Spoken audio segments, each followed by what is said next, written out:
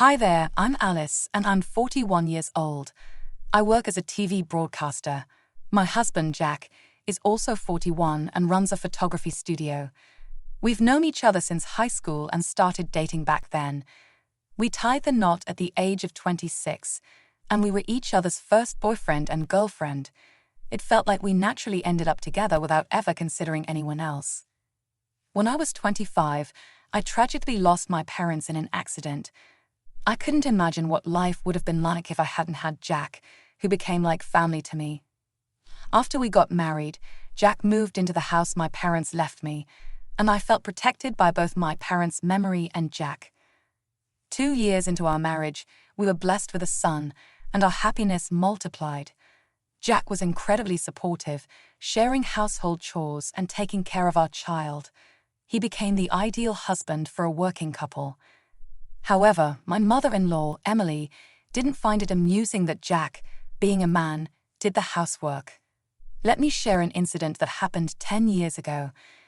When our son started elementary school, Emily, who lived about 30 minutes away by train, started visiting our house more often. This was because the after-school care at elementary school ended earlier, and we needed her help to pick up our son, who couldn't stay home alone yet. Around the same time, my father-in-law, Steve, had retired and was at home. However, he couldn't handle household chores. Jackson had always been a housewife, and whenever Jack naturally started preparing meals in the kitchen, she would mutter that a man shouldn't be in the kitchen or express disbelief at the idea. She couldn't let go of the traditional notion that women should be housewives. Even when I first visited Jack's parents' house, Jackson said to me, "Alice, you're going to quit your job, right?" She didn't seem to like the fact that I had a glamorous job as a broadcaster. However, Jack, who knew me from our high school broadcasting club days, always supported my dream to be a broadcaster. Similarly, I supported Jack's dream of being a photographer, and working together was completely natural for us. We managed to get through the tough nursery school days together, and just when we thought elementary school would be easier, when we found the after-school care to be inflexible and unappealing, we had no choice but to rely more on Jackson's help. Once she started coming into our house, she would make comments about the laundry not being folded properly or the cleaning being a bit sloppy. Jack, being the helpful husband he is, would casually reply, "Oh, I'm in charge of the laundry, is that not okay?" Or "It's fine, no one dies from a bit of dust." However, despite Jack's easygoing responses, Jackson would complain to him behind my back, saying things like, "Aren't you ashamed to let your husband do the laundry?" Or "It's bad for our reputation." Despite her critical comments, since we appreciated her help, I just listened without talking back. On the other hand, Emily, with her old-fashioned views, surprisingly liked new things. She owned a smartphone, and she would boast about being the only one among her friends who had one. She used the internet for various things, emphasizing the convenience of modern technology. At that time, our family relied on a delivery service for our weekly shopping orders, placed via paper and delivered to our doorstep. This seemed to displease Jackson, who would suggest that I should go shopping myself and call the delivery fee a waste. However, when she discovered that the service could be ordered online, she urged me to embrace the convenience of the internet. Despite our differences, Jackson would stay late at night when Jack and I were preparing dinner, claiming she had to go back for Steve's dinner. Steve couldn't handle any housework, and when I asked Jack why he, growing up in such an environment, was so cooperative with household chores, he shared that his mom always complained about his dad not helping. He decided that when he got married, he would definitely help out to avoid being complained about, learning from the negative example. Jackson, however, found it amusing that her son did housework, while she was angry that her husband didn't.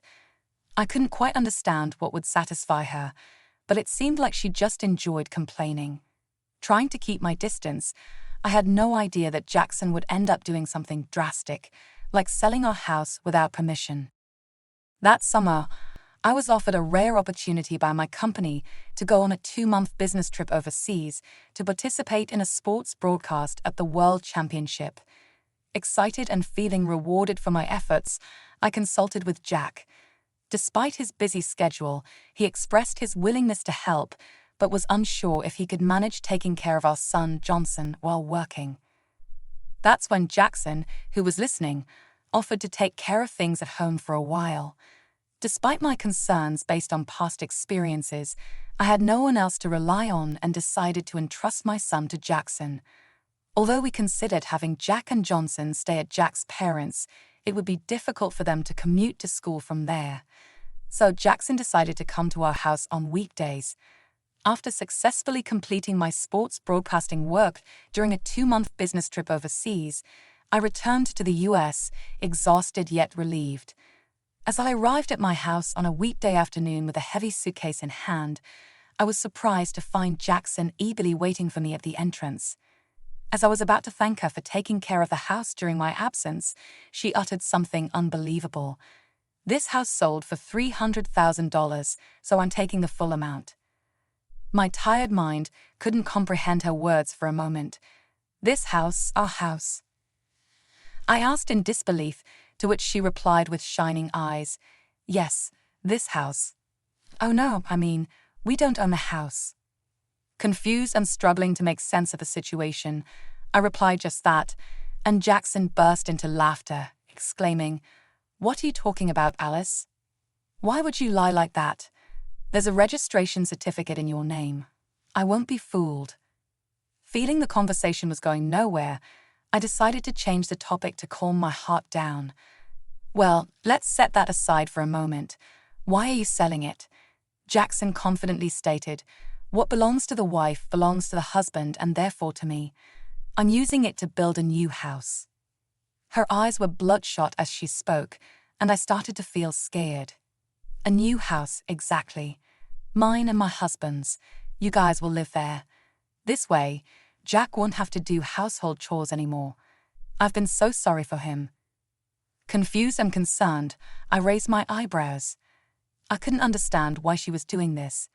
Trying to piece together the story, I discovered that shortly after we got married, when Jack was in the kitchen doing chores, Jackson had told him to let me do such things. Jack, being the supportive husband, replied, "No, this house is Alice's. I have to do at least this much." Unfortunately, Jackson misconstrued this to mean that Jack was doing chores because he was living in my house. Jackson always believed that Jack actually didn't want to do household chores and preferred to focus on his work. The idea of a working couple cooperating in household chores just didn't exist in her mind. Furthermore, I later found out that after Steve retired, his pension was less than expected, and they struggled to find re-employment. This led them to feel insecure about continuing to live in their rented apartment, and in desperation, they resorted to the unthinkable action of selling our house without permission. I tried to explain to Jackson that this house isn't just mine, and Jack thinks it's normal to do housework.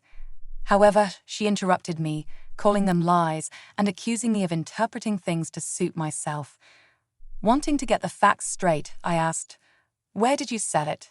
She replied, "I sold it to a real estate company. They did an easy online assessment, and it's a convenient word, isn't it?" I looked up the real estate company online and found a website that seemed right. However, when I tried calling them, there was no answer. When I asked Jackson if she had visited the real estate company at the address, she replied, "No, I didn't go there.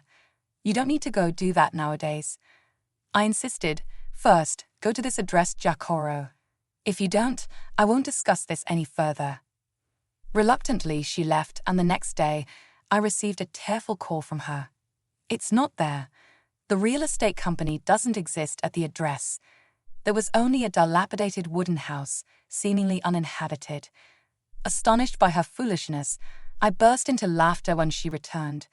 She explained that during my absence, she found a house registration certificate in my name and thought she could sell it. She contracted the real estate agent who shamelessly assured her, "Even if you're not the owner, it's fine if you have that certificate. Some people pass away after all. Just provide us with the family register and signature certificate."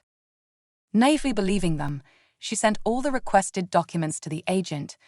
When they found a buyer, they asked for a deposit, half of the commission fee.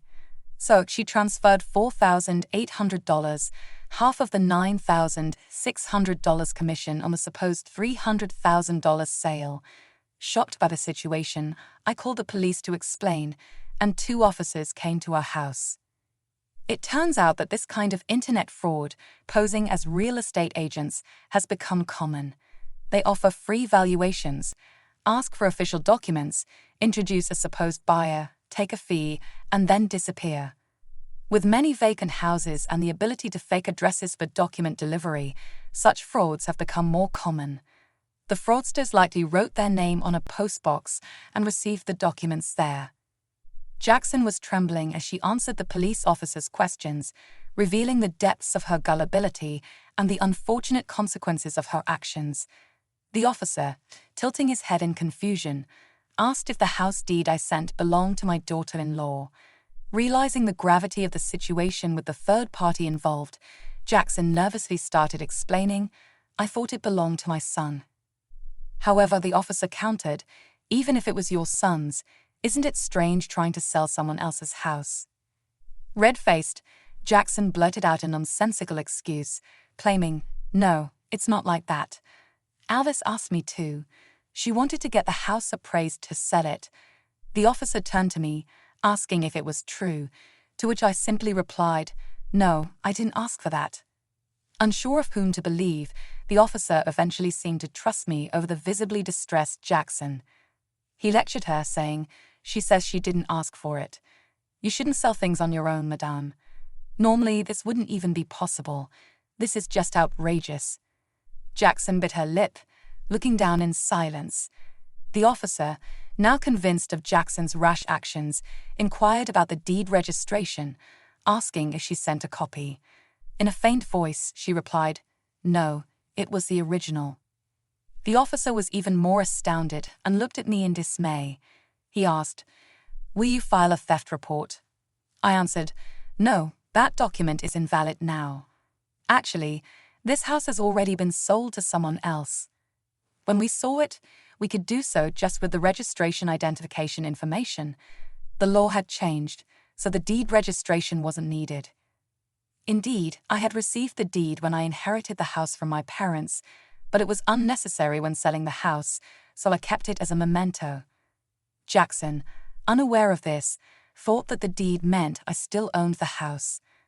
Normally, real estate agents would request or retrieve a copy of the deed themselves for verification, but fraudsters didn't need such details. After all the embarrassment, Jackson looked at me resentfully and muttered, "Why didn't you sell a house? It's a curse to sell your parents' home. People in flashy jobs are like this." I met her gaze and said, "Jack wanted it. He needed a lump sum." Jackson exclaimed, her face turning even bluer with surprise, "Jack, why?" At that time, Jack wanted to start his dream photography business, but didn't have enough funds. The house was our only significant asset, so we sold it to an acquaintance and rented it back. When I explained everything in one go, Jackson's shoulders slumped as she muttered, "So Jack's success now is because you sold the house." Well, I could say that, but I believe that spouses should stick together through thick and thin. "We're in this together," I replied. Upon hearing this, Jackson suddenly began to cry bitterly. "I wanted to work too," she sobbed. "My husband can't do anything even now after his retirement. He does nothing. What has my life been for?" Her litany of complaints against Jack continued, leaving the police officer struggling to complete the report. Ultimately, the fraud report was filed, but even after 10 years, the culprits have not been caught, and it's unlikely that the money will ever be recovered. Following the incident, Steve became vigilant over Jackson's actions, taking over all financial control and denying her any access to money. Whenever she needed something, she had to request it from him and would be given cash. Feeling suffocated, Jackson complained to Jack, who reminded her that she'd brought it upon herself. Now, with no disposable income, she works through senior job listings and currently teaches the elderly how to use smartphones. She's well regarded for her ability to empathize with the struggles of old learners. Steve, perhaps due to his pride, found senior jobs unsuitable and quit soon after starting, providing no income. Nowadays, Jackson is busier, often leaving him with household duties as she goes out. Interestingly, he has taken an interest in cooking and is getting quite good at it. The roles in Jack's parents' house have reversed, but both seem to have found new fulfillment. As for me, after my overseas business trip, I successfully climbed the career ladder and now anchor the evening news, while Jack's photography studio is thriving. Together, we've managed to save enough to consider buying back and renovating the family home. We are grateful to our acquaintance for allowing us to keep the house despite the outrageous incident. It worked out well for Jack's parents in the end. Our son is turning 17 and approaching adulthood, so I shared this story with him as a cautionary tale about internet fraud. However, to preserve his grandparents' dignity, I've kept the part about them trying to sell our house a secret. It's important to learn from experiences while being mindful of how we share such stories, especially when it involves family.